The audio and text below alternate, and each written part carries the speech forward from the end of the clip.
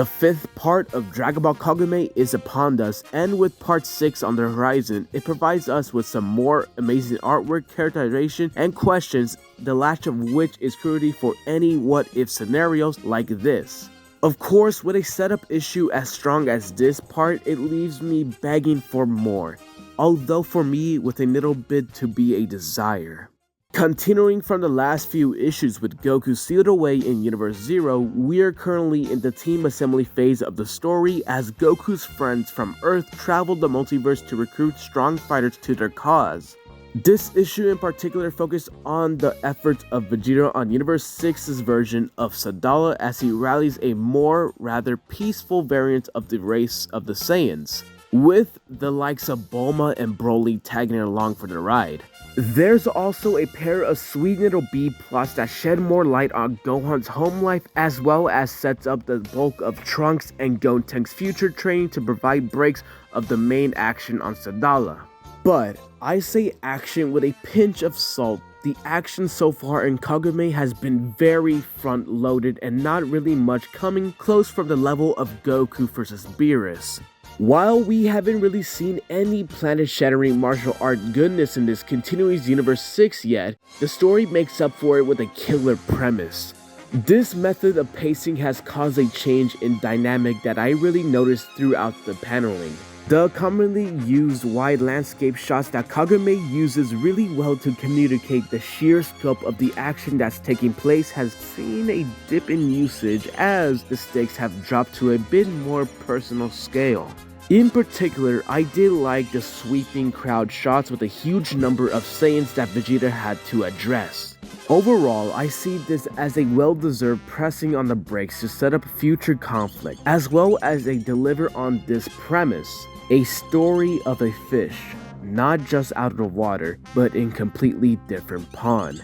For me, the characters in this issue convey a key central theme that they all played into somehow collaboration and how difficult it can be sometimes and where else to start other than the main focus of issue 5, Vegeta. Vegeta absolutely remains the star of the show around this time. His main conflict spills over from the previous issue, that being although the planet's inhabitants are his people, he isn't their prince. This isn't Planet Vegeta, and his ego and pride that bloated grossly as a result of his royal status aren't endearing to these people. In fact, they've lost all value to them. To the Saiyans of Sadala, he's an overly aggressive in-looper, especially after he threatened to discipline Kale with Super Saiyan powers no less. The way I see it, despite his reputation as quite a flat character, I think this could be a fantastic potential hook for a future arc of Vegeta's in Kakumei series, at least having to learn a bit more humble yet still commanding presence, especially when the fate of his species is on the line. For Vegeta, it's a question for his compromise and becoming a part of something greater than himself. And of course, how can I not mention Broly and his comic relief as well? Because special shouts out to him. This issue absolutely sold me on his interactions with the world around him. As the super incarnation of him has been portrayed as a more of a gentle giant type character, I was in love with his kid on Christmas Eve's temperament on Sadala. These are his people, in the flesh and open to him. Of course, he will be engaging in everything with wide-eyed curiosity. It's a rare instance of him being able to indulge with his own culture, like he is home again. Such an endearing take on Broly. I like how the B-plots added to their idea in their own special way, specifically the beginning of Trunks and Gotenks training and the importance of the whole not necessarily being bigger than the sum of its two parts. It's not lost on me much how the pair rely on Gotenks to fight, and it's almost feel like that was brought up to the life for them, with the core of this particular exercise relying on their synchronized moves as their own person and not just as Gotenks. Part of me almost wishes that whatever crazy throwdown that happens in the future doesn't have Gotenks involved. and just loses Trunks and Goten instead. It's far-fetched considering that the training is meant to build upon the fusion strength, but I think it will be interesting to see them fight in the two-pronged attack style, and be more in sync with each other in real time. We can't have everything though. There is one thing that kind of comes to a head for me in this issue. However, with Goku having been taken more of a backseat thanks to getting stuck in Universe Zero, the supporting cast has been able to enjoy more time in the spotlight and advance the story on their own terms. But out of the current instrumental on their best way to prepare for the multi-universe war, there's one absence that's particularly egregious to me after 5 issues. Where is Android 17?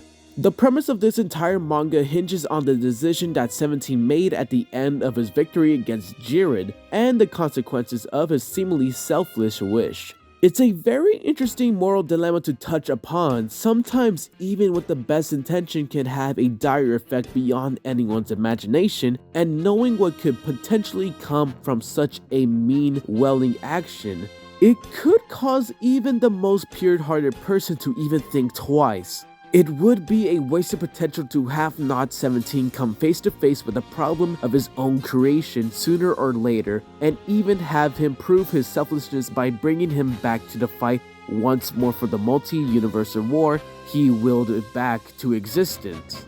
But with the hero's plans already in motion, I worry that 17 has missed his chance to insert himself neatly into the story without anything being rushed at the end. But at the end of the day, yes, this is a slower paced issue by Dragon Ball standards, and I think we're missing the presence of a key character or two at this point. But the strong underpinning theme alongside with the characters' interaction having huge implications for the story to come. From Vegeta's struggles to earn the Saiyans' respect, to Trunks and Goten's lesson in fighting as one but apart, we've been left a lot of good breadcrumbs that could have the potential to pay off hugely later down the line. I'd enjoyed the break-in action, and now, with the start of the next volume intimate, I feel refreshed and very excited for what happens next. Another great entry in Dragon Ball Kakumei for sure. And that's all for this chapter. Drop a like if you enjoyed this review. Subscribe for more awesome content. I'm your host, Bro. I'll see you guys next time. Until then, peace.